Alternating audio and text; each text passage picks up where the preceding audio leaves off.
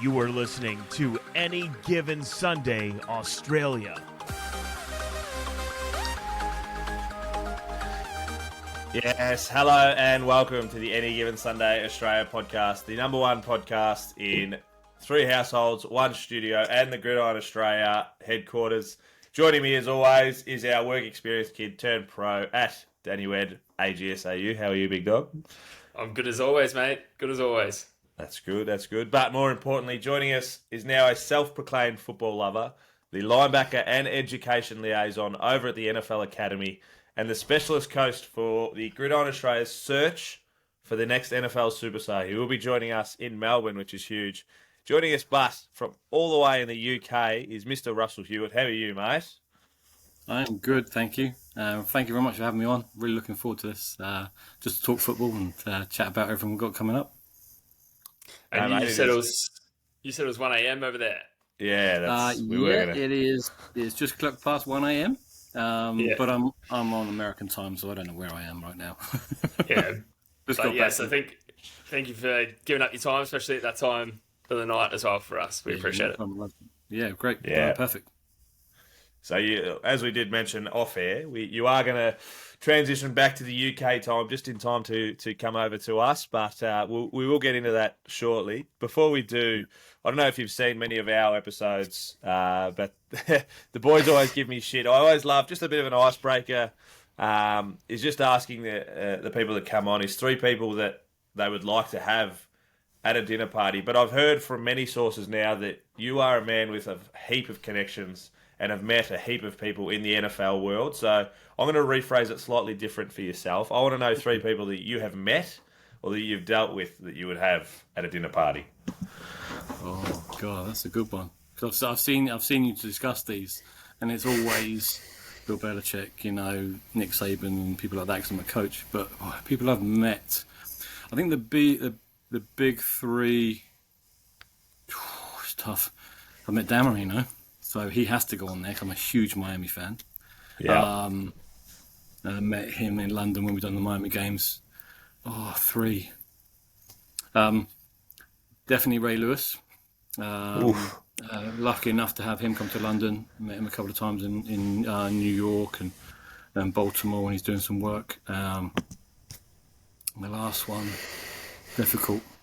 I would say Ed Reed, because I love the way he played football, but I really think it'd be Jeff Collins, and he was a young linebacker coach when I met him at Mississippi State, and he worked his way up to be the head coach of Temple and the head coach of Georgia Tech until last year. So he's someone that's really special, a good friend, and a world of stories. Obviously working with Saban and Alabama when he was younger and stuff. So I think that'd be my 3: Dan Marino, Ray Lewis, and Jeff Collins. In the football world. That is a mighty impressive 3, especially for the fact that you've actually met them, which is, I'm sure, making heaps of people jealous that are listening to it right now. So we could go into hours, especially about, Ray Lewis and his mindset, and Dan Marino, before Aaron Rodgers, who I'm a big fan of, obviously, come along. Everyone was saying he was the best thrower of the football, and so very jealous the fact that you get to meet all these people, but I'm back. I'm good. You're good. As we get into it now, I've spoken to you a bit, and you said your passion for the NFL began right back in the 80s. So how did you, were you living in the UK at the time? How did you actually find and get into the sport? Yeah. No, I've always lived in the UK. I go to America whenever I can, as much as I can, apart from COVID. So we had three TV channels that was on TV. Way back in those days, it used to go off at midnight. And then a 4th channel came on called Channel 4. So on Sundays, you had a choice. Antiques Roadshow, Songs of Praise, or this new thing called American Football. And it popped in here in the 80s, 83, 84 and stuff like that. And it just became huge. Why I'm a Miami fan? Because they were good back then, right? Last time they went to the Super Bowl. Everyone's like, when did they go to the Super Bowl? 84. And they've been since. They haven't. So I'm a long-suffering Miami fan. And then went to the school field for a ball around, found some players that were playing there, joined a club, started playing in 86, and had a 17-year playing career in the UK. Made it up to international level for Ireland. There's a Royal Hewitt Jack Charlton took over the soccer in Ireland and got anyone with ancestry to play for Ireland, and that allowed me to play for Ireland. So I had 2 caps, playing in Scotland and England. Yeah, good fun. Back then I was a little skinny free safety.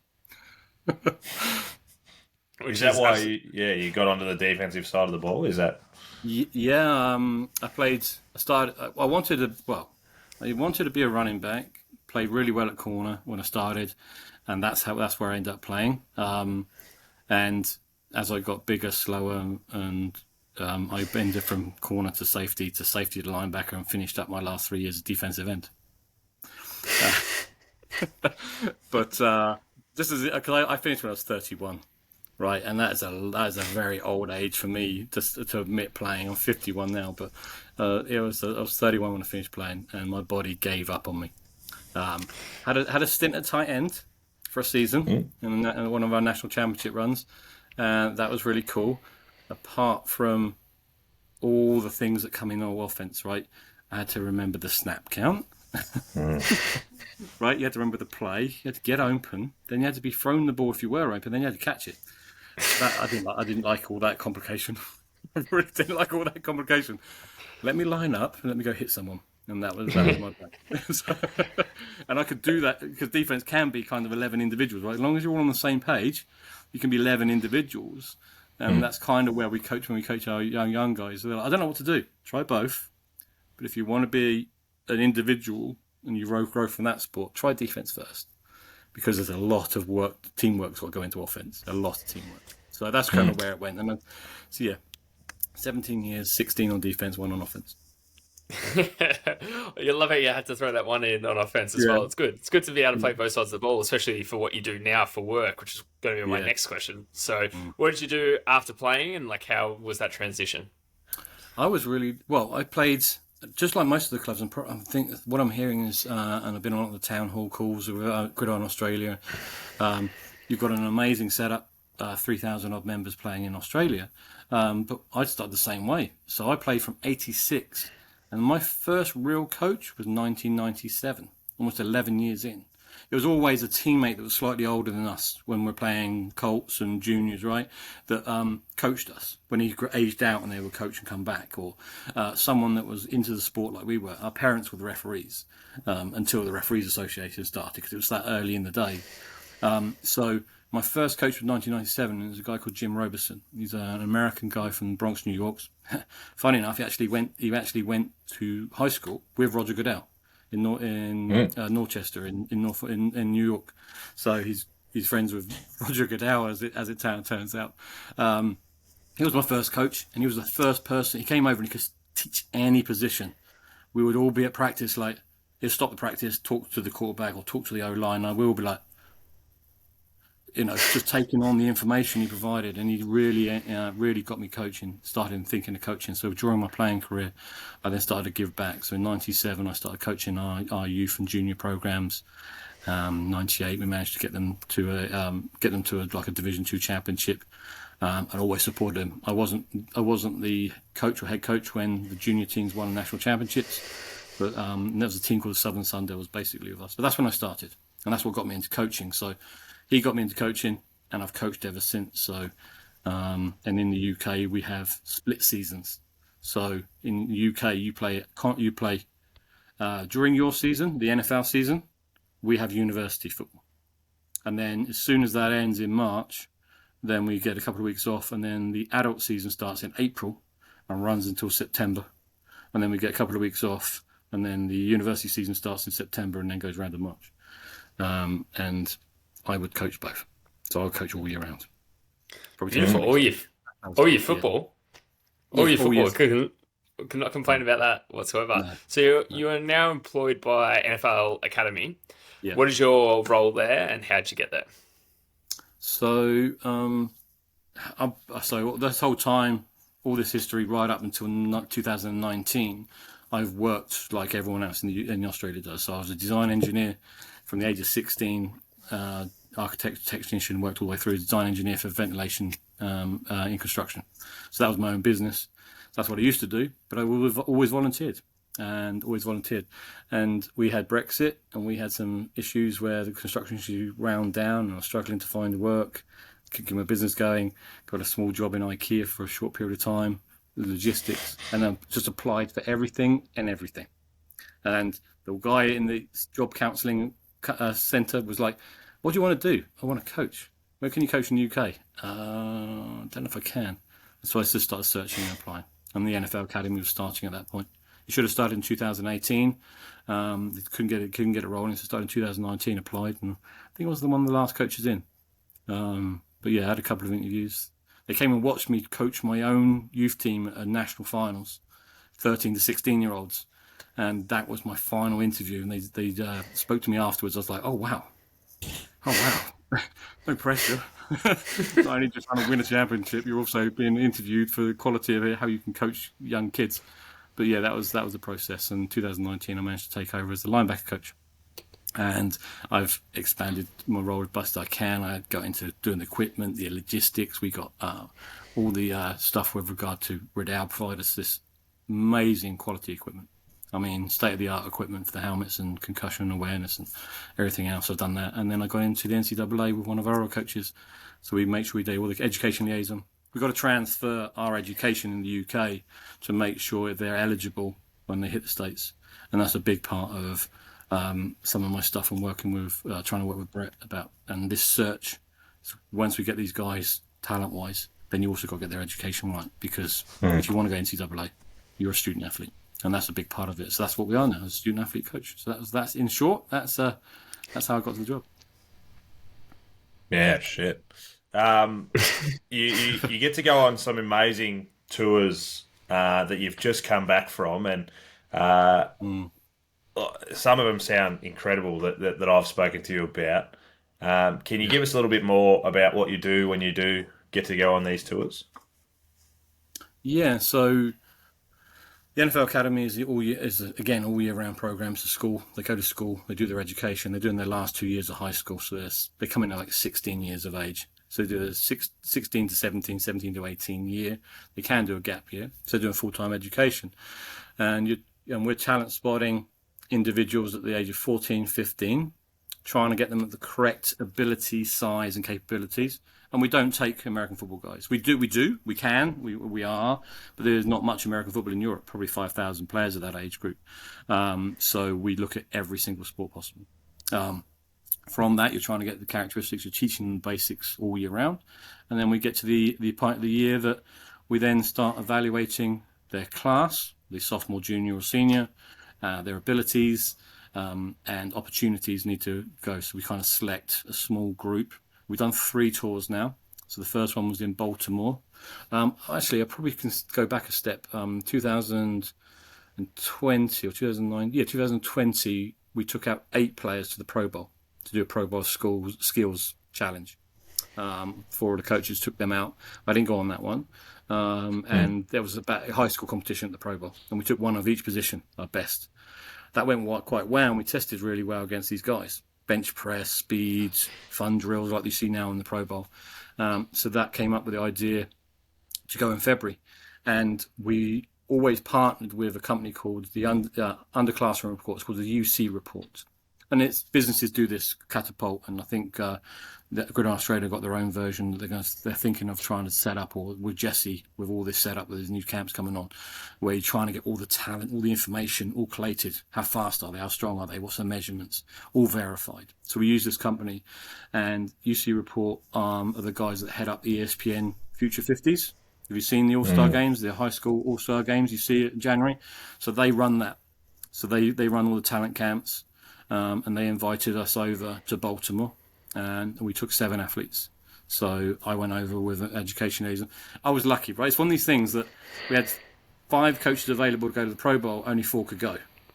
And I was like, Pro Bowl, 50, I'm not too sure I want to hang out with Drew Brees. I'll step out, you know what I mean? I want an education opportunity. And the coach was like, sure? And I'm like, yeah, you could. So for the other 4 coaches go. Well, that put me in the number 1 seat for when the next one came up. Sometimes I'm travelling the UK. You know, who wants to go on a scout mission? I do. And sometimes I get sent to Scunthorpe. And sometimes I get to go to Dusseldorf or now Baltimore everything else. So we went to Baltimore and we took part in a challenge, competition challenge. I was lucky to take one of my linebackers, Kofi Taylor Barracks. He tested really well and became a camp MVP. So this is like the Elite 11 or the Future 50s camps. So he tested really well. So he got invited to be part of that All-Star the high school All-Star game last January. And that's the process. So we went out and done that. And then we just made sure we made the most of the trip. We were there for 7 days. We visited 7 universities. We went to Maryland, Temple, Penn State. We went to some smaller schools like Tolson, and we went into even some Division 3 schools. And it's that set up our structure. We set that up, and that was March last year we went. That set up a summer tour. So then we took 13 players last year with 3 coaches to Texas and done 3 mega camps. And when I say mega, I mean mega. 500 athletes, 200 NCAA coaches all in one venue. It's an absolute cattle market, but it was absolute, and I'm trying not to swear, absolutely phenomenal.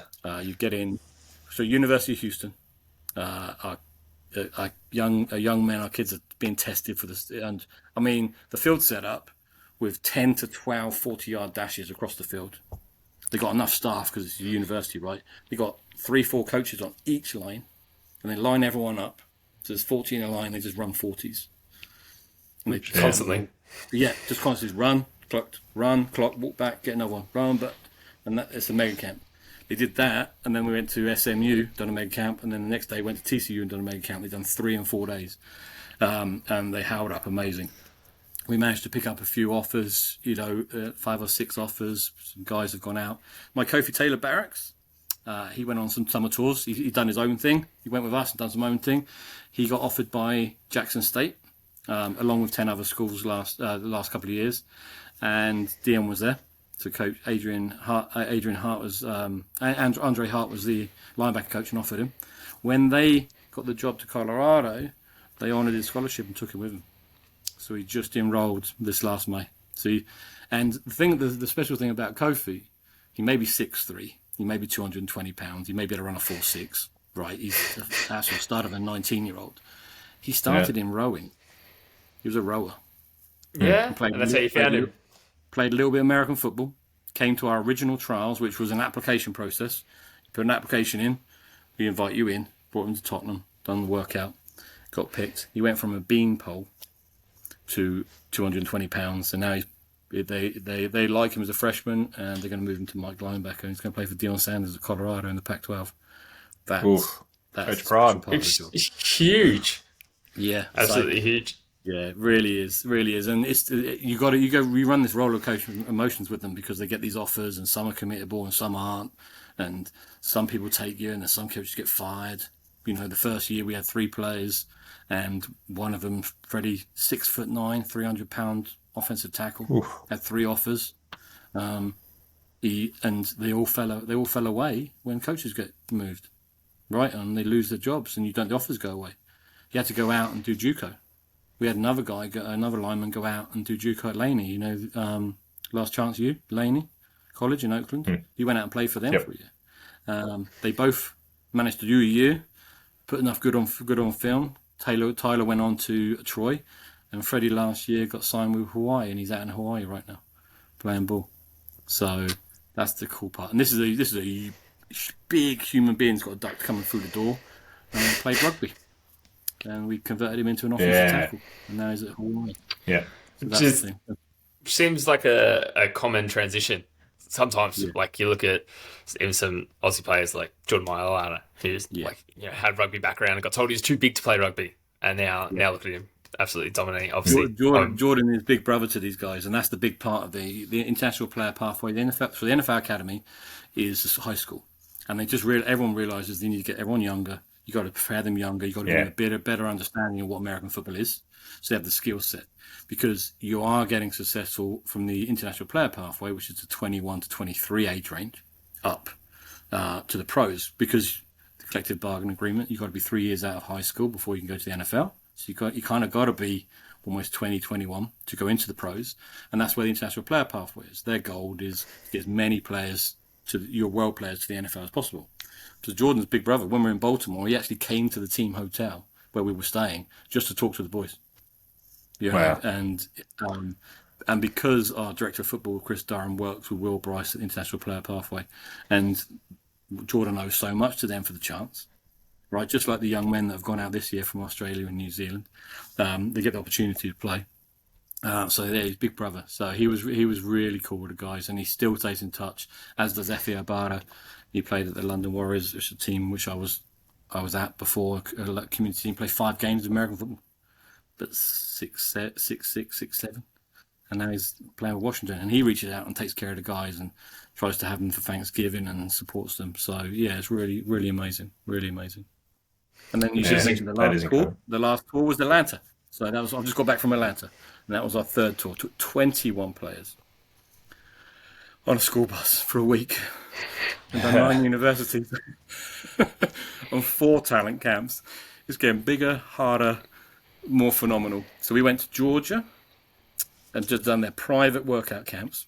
So it was only the Georgia coaches. The next day went to Clemson and done a 2-day camp. 2 camps in one day, 2-hour camp, hour off, 2-hour camp. And then we went to a mega camp, and then we went to Georgia State, and we done 5 or 6 university visits in between. So yeah, the kids must be wrecked. Yeah. And you, obviously. Yeah. The coaching job is not easy. The coaching job is about your passion. The coaching job is we'll wake up, make sure they have breakfast, how to get them out of bed, how to get them on the bus. Did they bring their shoes?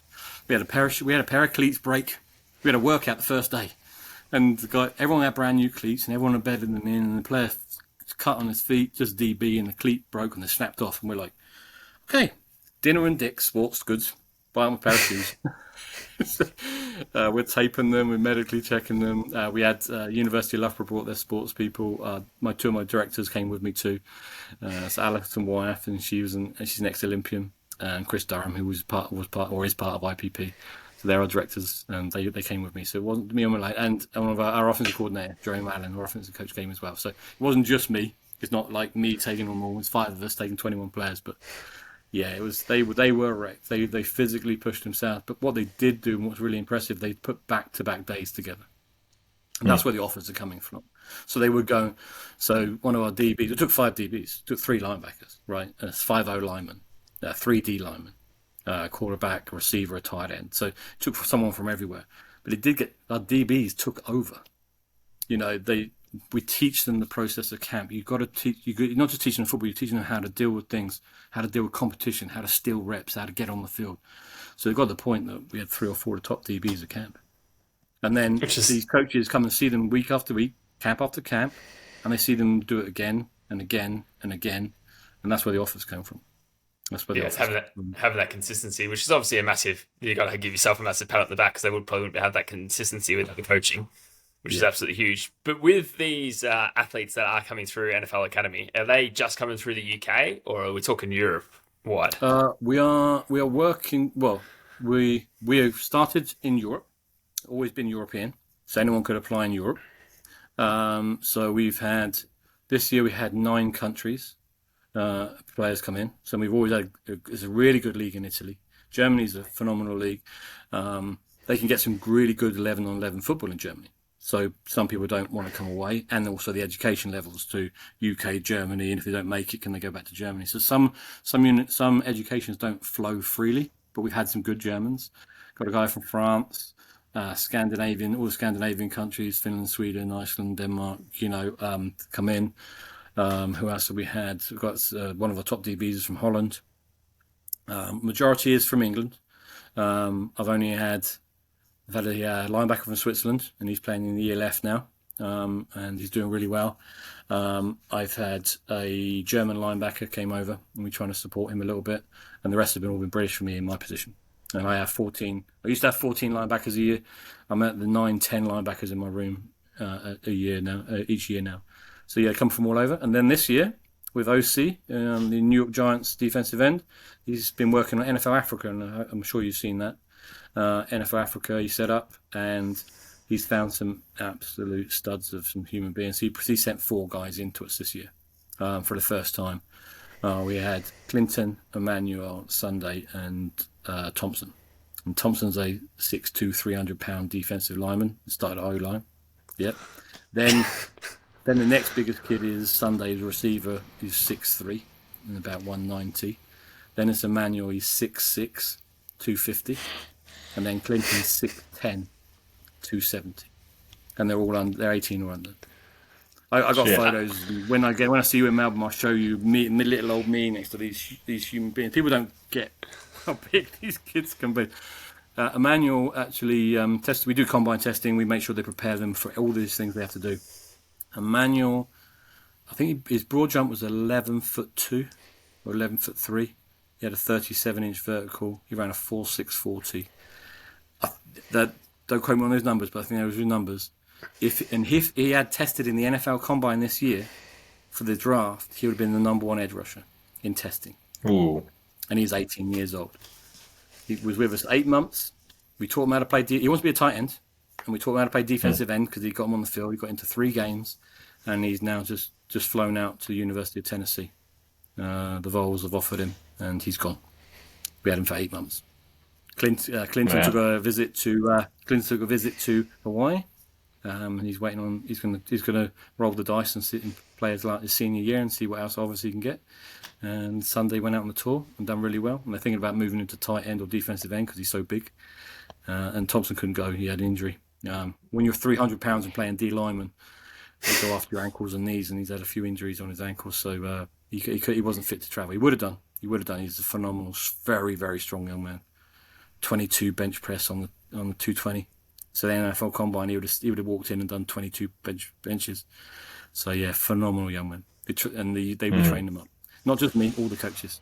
We had the full support staff. There's 8 coaches, all the strength and conditioning staff, and everyone else. So they really turned them around to give them opportunities.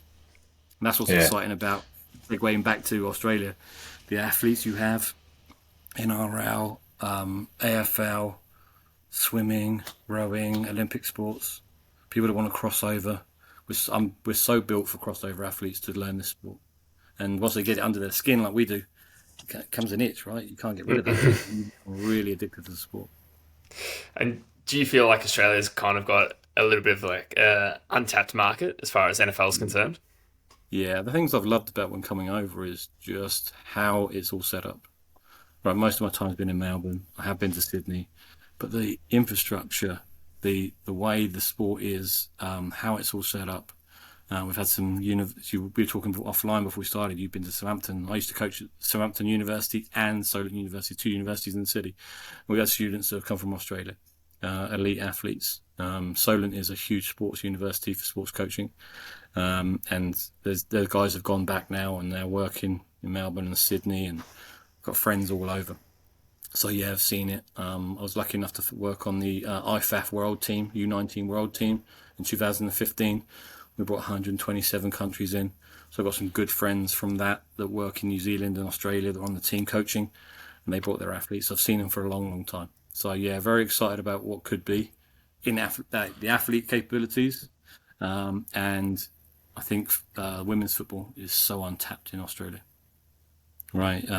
It's up and coming. There's a lot of women that play. You do a phenomenal job for the national team, but helping them become coaches to then coach more of themselves and develop that way. That's the thing. So yeah, I'm very excited about what Australia can create.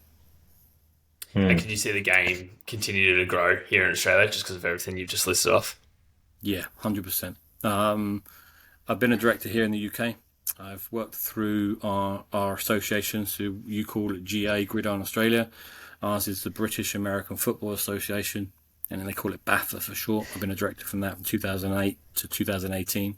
And we transitioned in 2018 as one of the last board members to make it a governance and a correct board structure. And that was 2018. So they took over in 2019, appointed a CEO in 2020. And I would say what Brett, Wade have created already for you in the last 6 months, considering we're much further along in BAFA in our history, much more players. You're light years ahead of us where we are. So I'd say you're 10 years in development behind us with a number of teams, but you've already got this structure in place, and the things you're trying to do and the things they're trying to plan is phenomenal. So I really do think it's about to take off. It's about getting kids playing the game, right? It's about people understanding the game. The NFL are taking care of that for you. The flag and the interests and games and people wearing the clothing and everything else. It's phenomenal. And it's a really entertaining sport. And I have to stay up until 1 o'clock in the morning to watch it. You get to watch it at 10 o'clock in the morning. Oh, we have to get up There's 3 and 4 sometimes. Yeah, 3 and 5 a.m. games. Yeah, occasionally. I can remember, we went to Sydney on New Year's Eve and we went out and I got up and I got the second game. I got the National Championship second game, semi-final game at midday. I was like, wow. Hair of the dog. We are lucky. In the Sporting Globe. Oh, I love it. That's great. It was phenomenal. Yeah. I've been just sitting here just in awe of how much you, like, knowing the players that you have under you and, you know, being able to rattle off, you know, he's 6'10", 280, he's this. I love how much you actually get invested and you know how much, you know, so much about the players. And I think hopefully the people and the kids that are listening to this can understand that that's what you're going to be able to bring over to us in Australia, which will be us in a couple of weeks. But yes. I just wanted to touch on the players that you've sent across. Like you just said offline that you've had another one who's committed, you know, upwards of 20 plus that have now been committed across overseas, which I think is huge. And the kids that are listening, that's what they should be taking out of the fact that you're going to be coming across in a couple of weeks. 100%. And one important thing is if you are big, there's a place for you in this sport. But the biggest part of this for everyone listening is it's not sizist. It really isn't. There are two attributes when you look at a player, and it can be size. And if not, then it's quickness or speed.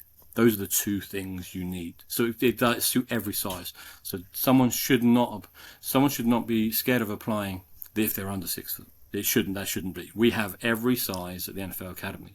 I'm just talking about these human beings that have come in, and it's basically the Nigerians that came in, they came in with OC because he could guarantee the NFL that he could bring the NFL type player to the world, bring in. And that was part of it. We have leave no stone unturned. So there's 5'6", 5'7" slot receivers. So everyone is. So that's a big part of it. I know your segue was about what we have and what we've created. So we've been going 4 years at NFL Academy. Currently graduated 111 players, and out of those 111, 32 in America. And that's all levels. 10 are Division 1. By this summer, 10 will have gone Division 1, and that's full scholarship and full ride. We don't discount anything else. So Division 2 is scholarship. Division 3 is no scholarship funding with athletically, but they will support you academically, and that's means tested. But generally, some of the bigger schools we've seen and we visited one this year, got a phenomenal setup. I visited a college called Berry College. It's in Rome, Athens, and that's where it's the camp. It's the film Remember the Titans. That's where that was filmed. It's a beautiful campus. All right, their campus is 27,000 acres. Oof. That's the size of Manhattan. Yeah, right. We got to visit 2% of that campus, which is the college and the facilities and the stadium and everything. So that's a Div 3 school. So the education opportunities in America are phenomenal. And then there's JUCOs. That it's basically like what we are as a college. You get 1 or 2 years to play and develop yourself and see if you may be short on educationally. You know, but for us, our players go JUCO because they're short on the football side. You know, playing against that elite competition. And then there's NAIA. And we've had some players jump from us to high school, especially during COVID, because they didn't have an opportunity to play football games. You know, the laws and some states that did allow them to play, and they jumped and played and they backed themselves. Darren Agu went to a small school in North Carolina for a year. He's now defensive end at Vanderbilt, right? And I've had one of my linebackers went out, and he's at Dickerson Division 3, a high education school, 60,000 or 70,000 a year to go to. And he got academic scholarship because of his A levels and his education. So there's so many pathways there for people. So yeah, it does sound like we're selling a dream, but we're just selling an opportunity that there is a pathway here. And then, you know, the numbers are crazy though. The numbers are crazy. There's a million high school players in America. There's 100,000 college spots. So that's tough enough as it is. And then we all know there's only 1,300 NFL players and 250 new ones come in every year. We go from 100,000 to 250, and then there's 250 trying to steal the jobs of the other 1,300. That's why the NFL is such a good sport and such elite athletes. But let's put someone on a pathway. Let's put someone on an education pathway. Let's give them an opportunity to play sport, get an amazing education. And that's really what the process is. And that's why I'm excited about coming on the search. And I think that's a thing for like everyone out there listening, especially younger athletes, like having that opportunity. It was nothing that was even close when we were younger. Nothing like I can even imagine, like of going over and playing, let alone playing sport and going to university. And the college experience is completely different in the States to what it is here in Australia.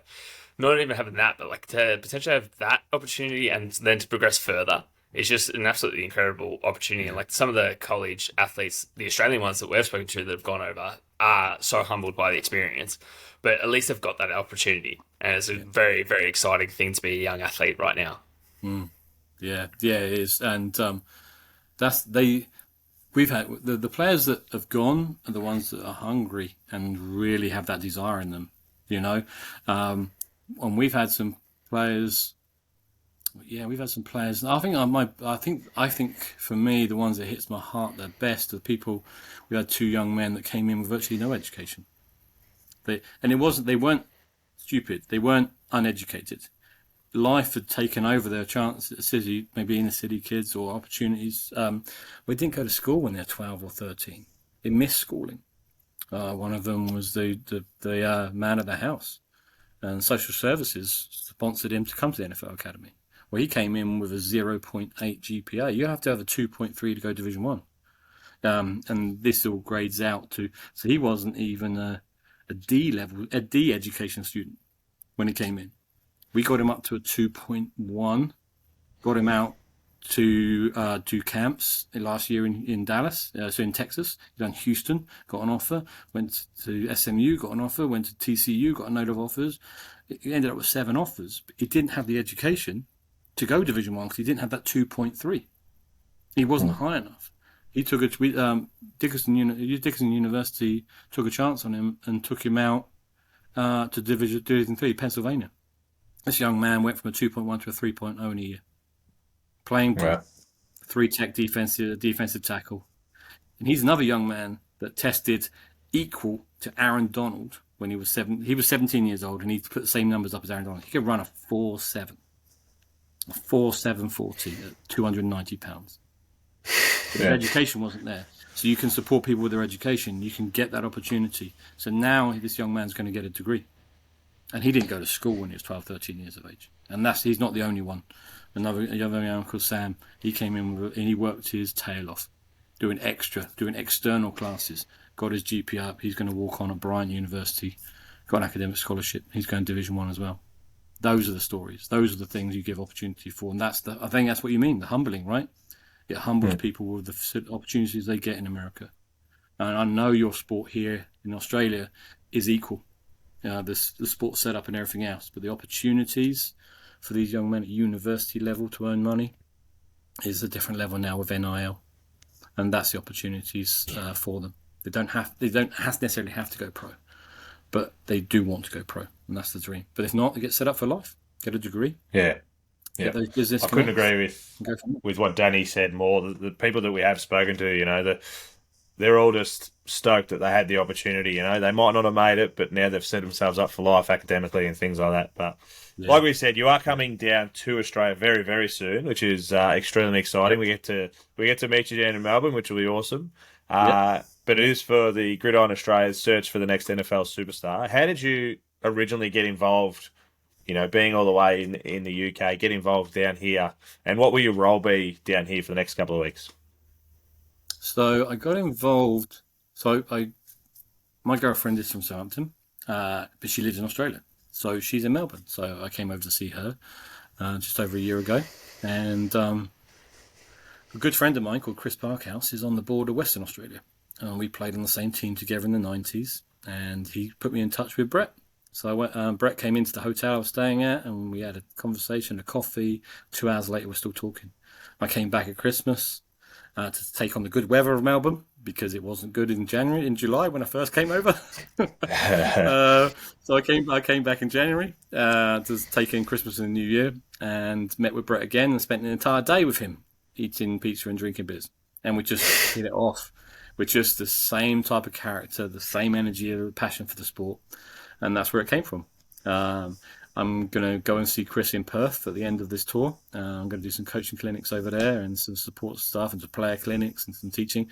And he helped me come on over. So he's supported me with flying over. Brett introduced me to Wade. I have a chat with them. This type of energy is the conversation you have. It's kind of like, I need to get you involved. I'm like, yeah, please. Yeah, I'm down. Let me know. I'm going to be there. So I was going to come and see my girlfriend. And now all these opportunities have come up. She is so cool about it. She's like, this is going to be like a working holiday for you. We'll just catch up when we can. I'm like, yeah.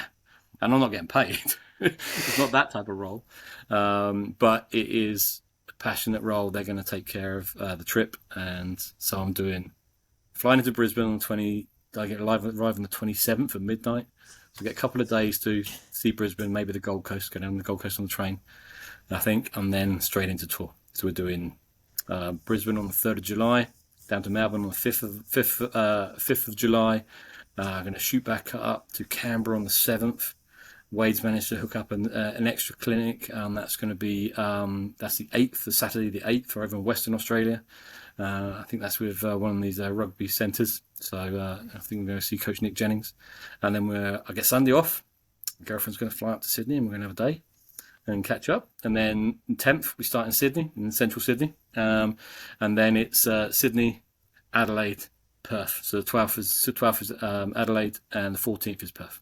And then 15th, very next day, I'm off with Western Australia doing coaching clinics and stuff like that. So I'm going to see a lot of Australia. So I'm going to get to see a lot of talent. And have you spent much time in Australia prior to this? No. No. None? No, the first time I came was obviously, came down. And I have fallen head over heels with love of the place. The furthest east I'd gone from England was Austria. I would go west every opportunity I went. I've on top of doing this role, I also work for NFL New York, and I'm a statistician for the NFL International Games. So I was lucky enough. I was telling you stories about when I played. I've played and I've coached in the UK since the 80s. 2001 I was near the end of my playing career. I finished in 2003, and we got knocked out of the national semi-finals. And I was absolutely gutted I didn't make the final, and I've never been to the final, let alone watch it. So I went to the Brit Bowl final, and I volunteered. Volunteering at the British final, the guy said, "Oh, can you help with the statistics?" And he taught me statistics. So I ended up being defense and calling and then running the stats team. Well, fast forward, he used to run the stats for NFL Europe, a guy called Glenn Shards. 2007, the NFL came over, the Giants and the Dolphins, and he had to build a stats crew, and he got me involved. And I've done every single game. So last year, Aaron Rodgers popping over with the Green Bay Packers. He was the last team I had, and I ticked that off. And I've seen now every NFL team. I've lucky enough worked for every NFL game with an NFL team in it, and he was the last one. We're just waiting for him. That was the only team that hadn't come to Europe. So Aaron Rodgers last year, and seeing the Packers, that was the last one. So I've watched every single one, and I've been to the States non-stop since the 2000s. So I would go every year. And with the European games coming up, are you going to be working on them as well? That is the plan. Yeah, we've been invited back, so they're in October. 3 in London in October, 2 in Germany. I got to work Germany last year. Munich was unreal. All the games have been phenomenal. Wembley is 90,000 fans, 84,000 fans. I think the record is 86,000 so far for an NFL game. The Jags play there. Then there's the Tottenham Stadium. That's a beautiful, beautiful stadium. And we've done that the last few years. And last year we got flown out to Munich as a stats crew with a 33rd stat crew, because every team has their own, and they on those stat crews fly with the team normally, or they do the home games. They do the home games, and they wanted to fly over. They fly to Mexico when there's a Mexican game, and then the best stat crew goes to the Pro Bowl. And we're the 33rd, so we're an all British team. So all British doing the stats, and the NFL has stats crews that are get 1 or 2 pre-season games, right, to get in the groove and get the learning and get the new rules. Well, we go live. Good. Here you go. Week 4. Here you go. Start. Good luck. The role was phenomenal. We used to have player participation, guys. 5 people, ladies and gents, that they had to be up in the end zones taking photos, still photos of every snap. And then when they broke the huddle and they lined up, took a photo, 7 photos of every snap. Then they had to come down, put it in a computer and manually tag every single player by their jersey number for the player participation, because their contracts are based on how many snaps they take. That used to be the process. Those guys don't have a job anymore because technology's taken over, and the sensors in the shoulder pads now can confirm whether they've left the bench area or not for enough times during the time in the game. So that's all automatic now. We used to have to do that. That was 4,500 computer entries a game. We'd be there 3 hours after the game, tapping things in. It's absolutely insane. It's an adrenaline job, because my job is offensive play calling. So I've got to get everything verbalized as it happens. I mean, not just, Aaron Rodgers, number 12, steps right. I have to say he's through right. He completed the ball right to number 87. He caught the ball at the 32-yard line. He's now running. He's tackled by a defensive spotter. Then you've got to get the yardage. Then you've got to get the next down and distance. Then you've got to get everything correct. We get audited every Wednesday. So if anyone out there gets fantasy football corrections on their scores, that means the stat crew made a mistake. Oh, no. Yeah, which you don't want to be a part of the team that made the mistake, do you? No, we're allowed 5 mistakes a year. 5 mistakes a game, sorry, 5. Yeah. I've had 2 in 34 games. Oh. No, 2 corrections. That's pretty decent. Pretty decent averages. Yeah. Well, like I've mentioned on a couple of other pods that we've done that I'm hoping to get over. My better half is going to be in Europe for the second half of this year, so I'm hoping to hopefully get to one of the Frankfurt games. So might see you there. That was definitely if you can get it, it's absolutely phenomenal. Like I was saying, Munich, they turned up 2 hours before the game and stood outside the gates, and the game ended and they wouldn't leave. And they sung songs for an hour after the game. They put music on, and the DJ was playing, and everything else. The players went away, got chowed, and come back out. The execs were like, "What's going on?" They were swinging Sweet Caroline for an hour after the game. It was phenomenal. I've never experienced anything like that in an NFL game. All the trips I've done to the States, the fans are crazy. They definitely want more, and they got 2 games this year, so they're going to have 2 games in Frankfurt. It's going to be a hot ticket. 3 million people wanted those 50,000 tickets last year. Yeah, I'm going to do everything I possibly can to try and get one. But hopefully, stay on the media tap as well. Talk to NFL International. Talk to Charlotte. Get some support that way. Be a media. Absolutely. Grass. I look forward to Danny getting right under. I heard a rumor, Danny. We're not interviewing you, but we'll put it in there anyway. That you haven't booked a night to stay that night because you're planning on staying there for 3 or 4 hours just singing Sweet Caroline after the game. Is that right? Yeah, mate, you've heard my dulcet tones before, so you know that's exactly what I'm going to be doing. Perfect. So when you are out here and we've got the kids, what are you actually looking for out of these kids? Give them a bit of a leg up. What do we want to see? How do we want them to approach the days? And what can they do to progress themselves and possibly put themselves in standing out? The biggest thing for them to come in prepared is come in with some excitement and some energy. Don't come in too scared. They're going to be so intimidated. You've got to talk to them when they first come in the door. You've got to tell them to relax and enjoy themselves so they can really perform. They're going to be put through some very specific drills, testing drills, and it's a universal testing way of doing things. They can't be scared of what they are. They can't be scared of where they test. And when you talk to a young man about being scared, they immediately put their defenses up because they think you're criticizing them for not being mature enough.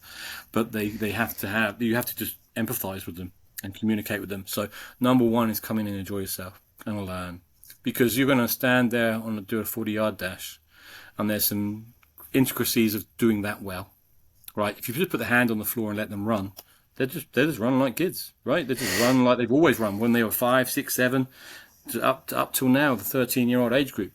But there's some skills there, and how you can run fast. So it's about improvement.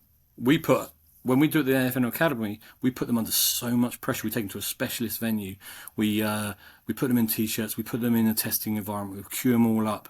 They only get the 20, 30 seconds to set up and run. And you do all this because you've got to put them into, you've got to teach them those environments. It's going to be something like that. All right. But it's not about if you succeed or not. You've got to stay positive and you've got to give it your all. We're looking for how they run, not how fast they run. If they can run fast and they've got a technique, but all the coaches are going to be there. There's opportunities for multiple years. This isn't a one-time thing. Everyone wants to get on it straight away, right? Yeah. But you've got to be at that right time in your career. So it's about teaching. That's why we're looking at the age ranges we are, 13 right up to 18. You can't go to university in America until you're 18. You can go to high school at 14, maybe 15, because your education year is slightly different to us and slightly different to America, because you go from January around. So 13 means you're looking when you're a 14-year-old. 14 is when you're looking for a 15-year-old, and so on and so forth. Because if anyone came to the NFL Academy, and that is open opportunity, they're got to be like 15 and a half trying to get in, and then we've got to get visas sorted and everything else. So that's part of it. Enjoy it. I'd be looking at how they move, how athletic they are, and how coachable they are. You want to give them the coaching points. You want to run a skill. I'm not worried about how raw they are. Talking about this NFL Academy stuff, I've been out this year to Dusseldorf and invited. We had 1,000 applicants. We whittled it down to top 25. And then we invited 12 to Dusseldorf from Europe, mainland Europe. And then I've done 12 or 13 in the UK. And you whittled that down to then the 3 or 4 players that probably going to take 5 backers this year that can make it. And you test them, but they can come back multiple years, right? It's just not a one and done thing. You're not missing the boat if you miss. So come in with a positive attitude, come in with excitement, show what you can do, just show your skills, run around, catch the ball, big guys, just show how you can move, show how coachable you are, those type of things. The sport is purposely built for every single style and skill and ability and size, and you don't all have to be quick. I know I've said a lot of things about quickness. But I promise you, if you follow what the guys teach you and you take that back to your clubs, you will guarantee you'll get faster. Guarantee you'll be better. And that's the process. It's the education of everything. And that should change the game in Australia from the youngest up. And then naturally adults get better, right? As these young men graduate. They can play the sport and enjoy themselves. The ones that dream can push themselves to the absolute max and get them to a high school or America. And then you go from there. That's really the pathway, I would say. It's like I said before, just incredible to sitting here listening to you speak. So, but Danny's got a final question for you. But I can understand why Brett spent all day just talking, drinking beers, and having pizza with you, just talking absolute dribble. It's been an absolute honour to sit here and talk to you, mate. So I just want to thank you before we do let you go. I don't want to let you go, but before we do, I just want to thank you for your time. Like you said, 1 o'clock, or it's probably 2 o'clock now in the morning, and you're sitting up talking, and you're going to see the passion. I love it. So yeah, we can't thank you enough for giving us your time, mate. No, I appreciate it. This isn't going to be the last time I come on and talk to you guys. I love talking football. Oh God, no. And if we can't hook up before I come out, we definitely will when I'm there. And then let's have a recap afterwards, right? Let's just to talk about what we saw in Melbourne and stuff. I'm back in Melbourne for the last week of July, after the tours are all over. So I will definitely try and we'll make some time and hook up with them on your your timeline. Yeah, which would be perfect for us, and we'll probably actually try and jump in the studio with you and do one live in person, which would be great if you're willing to spare an afternoon.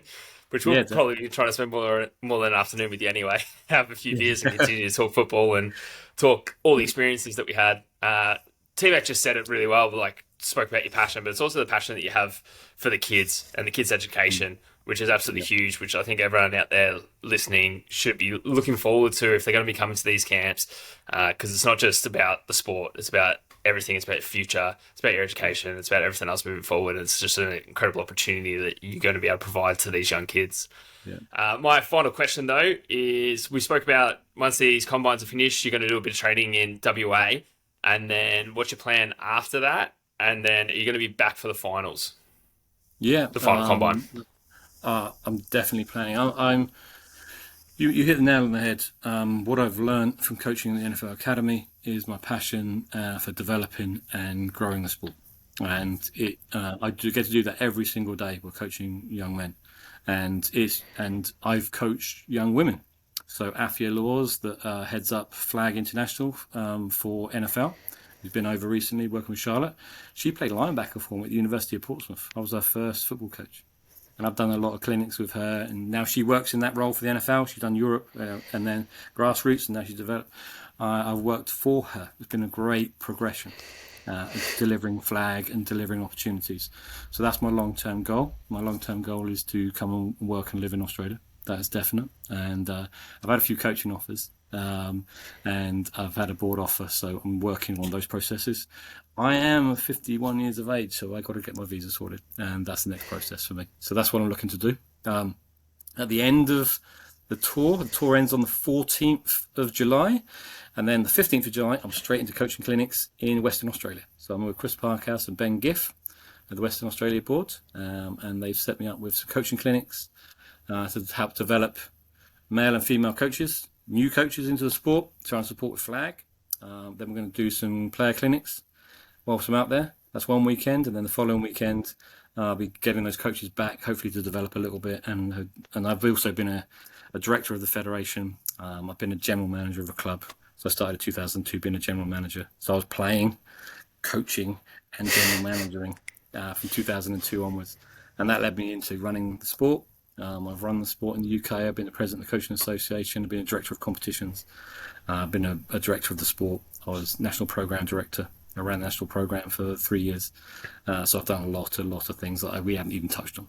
And that's what I want to bring to Australia. So that's really where I'm going to sit down with Wade and see what we can I can support with and help grow the sport. So that's really my goal coming forward. So I'll definitely be back. So in the finals, and I need to use my connections. I started on Twitter 2018 with 200 people follow me. I've now got I follow 5,000 coaches, and I've got 2,500 people follow me. It's not big, it's not blue tick or anything, but it's a football network. So you want to hit me up? It's Coach_Hewitt. And you can see all my connections there. And I want to support all these young men, and especially Jesse. The opportunity Jesse's given me to come and be part of this is phenomenal. His First Step Foundation, everything he's doing is so amicable. He's given so much back, and he's going to set these young men up for life. And that must not be forgotten. It is the search, but this is Jesse's baby. And I think it's absolutely amazing what he's doing. So be part of that is special, and I will definitely be available for him anytime he needs me, because his passion matches mine, and that's what I'm trying to talk about here. But yeah, that's it. That's what I'm going to do when I come back. Mate, we cannot wait to have you. Like you said, it's not the last time for sure. I think you might actually be a regular coming on the podcast, but you truly are an absolute legend, mate. So I've really appreciated your time, and we look forward to buying you a beer when you come down to Melbourne. Definitely. I've really enjoyed. I'm a Guinness drinker, but I've really enjoyed Squires. That's quite a nice beer. I'm also a Guinness drinker. Whatever you want, mate. Whatever you want. I've actually been curating a list of the best Guinnesses you can get in Melbourne, so we can go on a little Guinness adventure. Because obviously it's not the same. It's not the same as the UK, but no. It's still good. There's still a couple of good places. My daughter bought me one of those little nitro things you got on the can, and it almost tastes like real nice. It's really nice. And O'Brien's are really nice on the South Bank. I've been there quite a few times. Yeah, beautiful. Nah, Grass. I think you two are going to have quite a little bromance when we meet up in Melbourne, but talking about Guinness. But make sure you go to bed now, mate. It's 2:00 in the morning. Try and reset your clock before you come back down here in 2 weeks, and we'll definitely catch up with you then anyway. Perfect. Great chatting with you. Absolutely amazing chatting with you. Can't wait to meet you. Thank you very much. Cheers, mate. Really looking forward to it.